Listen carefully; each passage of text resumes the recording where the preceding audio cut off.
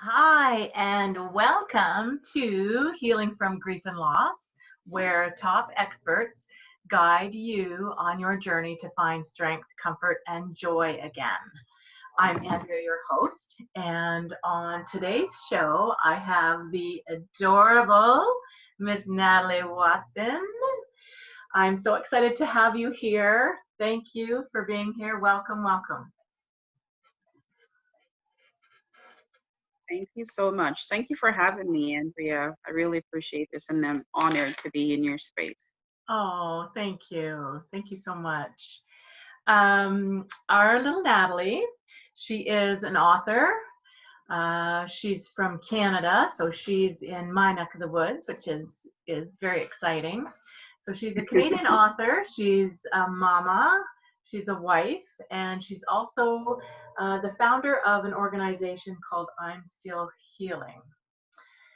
So you went through something pretty big a couple years ago.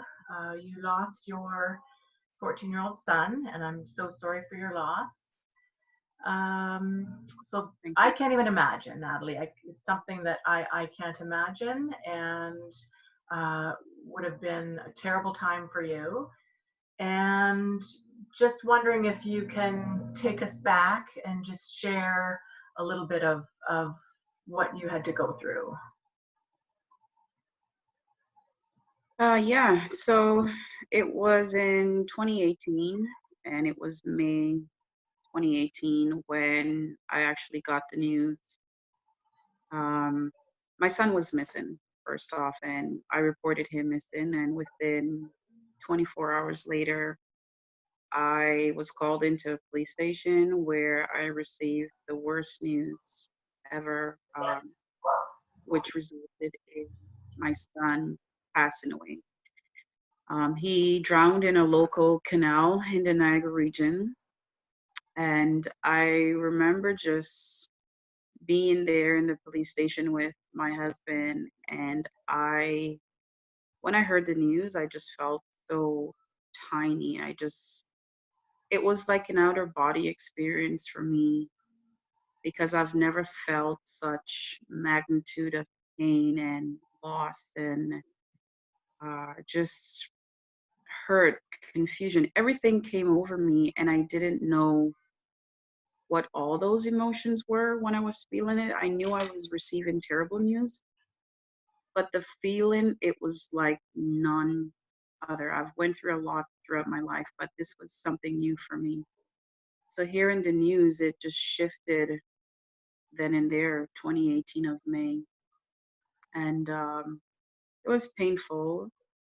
I still feel some of those emotions. There's times when, you just feel like really lost, and which was one of the main important piece I want to say I felt that day. Um, and my life just shifted. My life shifted because I'm here thinking that, I'm your mom. Chances are no mother ever buries their child. I've never experienced or been around anyone who's gone through what I was experiencing at that time. And I've always looked at it like, okay, I'm going to grow really old and, my kids are going to be there to do the opposite, which is to bury me. But this was something totally different. It was new and it was an outer body experience. I think that's the best way to really describe what I went through. Um, and it was just confusion and loss for me. Mhm. So, did you have any type of support system other than your husband? Did you have, um, you know, a support system to help you, uh, start to heal? I think for me, I'm surrounded by a lot of like really great friends, family members, which was important at that time because right after I heard the news, my husband he spread the word amongst like my sister and my brother, and they came running right away. And which he also did with one of my really good girlfriends. I'll never forget the day. they were right there immediately, right inside the police station with me. And it brought me back to earth, I want to say, because I felt real connection. I felt, more human life around me, which I think was important at that time. And I can still hear their voices holding me, squeezing me, telling me, "We got you. You're going to be okay. I am here with you." And they didn't have to say much, but just the main fact that their presence was there. And also my aunt who flew in from New York City within, 48 hours of hearing what had happened. By her presence alone, just being around me, letting me know, hey, you got to drink something, you got to eat something. So I felt that, nurturing part of it from my family and really close friends. And I think that also it helped me like immediately to know that, what, I am still here, I'm still present, because that feeling that you're having when you're having an outer body experience, it feels like you're not even alive, like you're in a dream. So it was important. And my friends and my family, they somehow brought me back to earth, I want to say, by just their presence. They didn't have to say much. I knew they were there. I can hear them. Everything was muffled, but I knew it was a real connection. Right. So Yeah. that's wonderful that you did have family and friends to support you and help you make it through, because it's tough. I know a lot of people, try to do it on their own, and they don't want to talk about it. They don't want to burden, family members or friends, but you really need that, support system. And I suppose it was your other kids that, helped you to get out of bed in the morning. Like, I know there was mornings where I'm like, I don't want I'm not getting out of bed. What's the point? I don't. So what was your motivation to get out of bed? Was it your kids, or was it something else? What just said, Natalie, get up? What was it for you? I want to say it's my kids definitely played a huge factor because I knew I still had to get up. I still had to continue living and see the full zest of what life still has to offer for me. I see their little faces and I didn't want to disappoint them. They're already hurting. So I'm like, how can I stop more pain? So I thought about like their future when they're, my age, what life can potentially look like for them. So every day I wake, I think about their day to day. What can I do to make situation, I guess, somewhat easier for them at that time? Whether it's, what, let's just sit on the couch together, let's take a walk, let's just sit outside. Keeping that real connection with them was also important, so I can still hear their voices. And my youngest one being 6 at the time, she's just full of life. She's vibrant, so she doesn't fully understand what really happened at that time. So for her to still run in my room and say, "Mommy, mommy," and she wants to watch a movie or she wants to lay with me or she just wants to sit and, play or whatever it is. For me, that was purpose. I seen that there's purpose to still continue living because I still have my other kids that I still have to take care of. And they just pretty much, it was almost like a push. Yeah. And I had no other choices because they're already hurting. And being a mom, you're a mama bear, you're very protective of your kids. You just want to stop whatever pain there is. Or anymore, if something else should happen, you're just like, no, I'm going to protect them more. You want to hold them even more closer. So you appreciate them more. Not that you didn't before, you just appreciate them more. And right away, you can see it. But as time goes on, it's just the little things that do count when you're in that moment. And you'll be able to see the picture at the end of it, where it's like, oh, wow, I remember I was this way and I was that way. And just the mere fact that, we didn't take life for granted, like I didn't take life for granted anymore, um, also helped as well.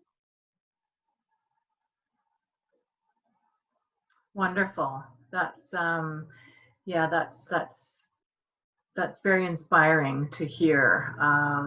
You had to get up for them, and exactly like their little faces, mama, mama, you can't stop as much as you want to hide and uh, you know push it aside or pull the covers over your head. You knew you couldn't do that for them, for their sake, right? So what would be what's some advice that you could give the audience that is maybe going through um, something similar to what you had to go through? What are some tips or some advice for someone that's listening right now, thinking, I just lost my son or I just lost my daughter. How am I going to get through this? What can you share with them as far as some advice for them? Just from my own experience, I would say to be gentle with yourself. Take your time. I know, like, we hear it all the time. Oh, just take your time. It's so important for you to just take one day at a time. Go for walks. Surround yourself with people that's going to uplift you, who's going to lift your spirits. You might not know what they're doing, but you need those people around you. And they don't have to say much when they're in your space. Just the mere fact that they're present, it's important. Um, I would also say journal. Doesn't matter what it is you're writing, but just get your thoughts out on paper. I think it's very important. Whatever is happening, like in our mind, we have to sit down and say, you know what, when it's too much and we can't control which direction it's going in, because one minute you're going to be happy, next minute you're going to be sad, and this is all within a 24-hour span. Next minute you're going to be crying. There's so many different emotions that you're going to be dealing with. You need to take that time and just start writing. And you'll be surprised where that writing can potentially take you. You can look back and say, you know what, I remember during the first 3 months or during the first 4 months, I've been experiencing this. And you can go back and read your notes. And I personally, I journal. And at first, I didn't know where my journal was going to take me, which it turned into me writing my first book. And I want to say it's very inspirational for yourself, and you're also helping others. So journaling, it's very important. Taking your time to heal, that is very important. And just allow yourself to feel whatever emotions it is that you're feeling. Accept it, acknowledge it, but don't stay in that place for too long. I'm not telling you to rush whatever it is that that's what's happening with you, but just be in that moment and recognize it and accept it. And you know what? I want to say something. It's important. If you've experienced loss, I want to say it's okay to mention your son's name or your daughter's name. Call their name. At first, it's going to be painful. It's going to hurt, but you know what? You're going to find peace and comfort in knowing that you're speaking about them. Don't feel guilty when you're having a conversation with a friend or family member that, oh, maybe my friends, they don't want to hear about me speaking about this. Maybe it's too much. If the people that are around you, they're very supportive, they're going to give you that space, they're going to honor that space, and they're going to be very accepting to know that, you know what, she's going through a lot of hurt and pain right now, because no one knows but you. So don't feel guilty of feeling the way you're feeling and also speaking about your son or your daughters. Mention their names, call their names, and just honor the space that you're in when you're actually doing it. And if you're in a dark place, try not to stay there for too long. And I will definitely say pray about it as well, because without God, I couldn't do it by myself. And He has brought me here. And I know if He's done it for me, He can definitely do it for you. That's the best advice I can give, and it's coming from my heart. It is coming from your heart. I feel it. And yeah, I just thank you so much for sharing that. Yeah, again, I'm so grateful that you're doing this with me, and you decided to be one of my guest speakers. Absolutely. You know, you have a story to tell, and you know, you're an inspiration to so many, and you're helping. And I do want to, before we sign off, I want you to share a little bit about your organization with us. Tell us a little bit about I'm Still Healing. Hmm. So I came up with the name Ish.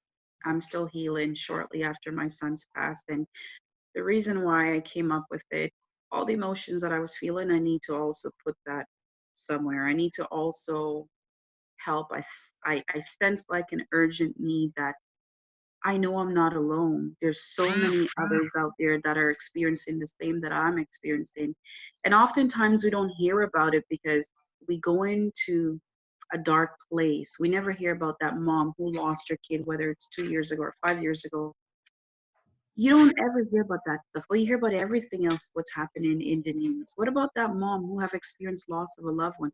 Has anyone checked in with her? Is there programs for that mom? Is there something, any outlet where you can, reflect or go back, or maybe have a space where we have people that are like-minded like myself?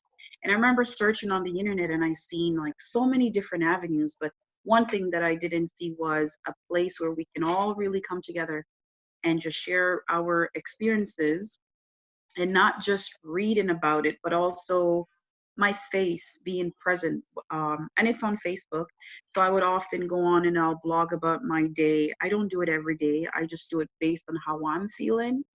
Um, I'll blog. I'll maybe write something about my emotions or whatever I'm experiencing. That way I can keep like some sort of report. Maybe 5 years from now, it can be used in a way that I haven't imagined. Maybe my kids can look back and say, wow, I remember when this happened at this particular time, my mom, she blogged about it. This is how she was feeling.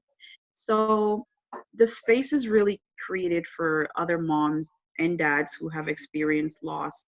They can share their own experiences, or they can just, follow my blog and see how I'm doing and know that, okay, if she's doing it, give them some sort of hope that I too can do it.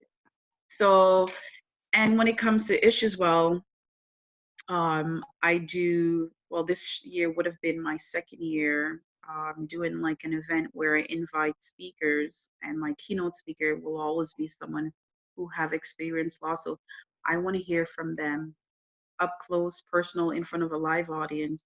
How are you feeling? What have you experienced? Just giving them that platform to share their story, because you just never know whose life you're changing by just sharing your story. Right. Right. Thank you. Thank you for sharing that. We'll definitely have Yeah, your thank you.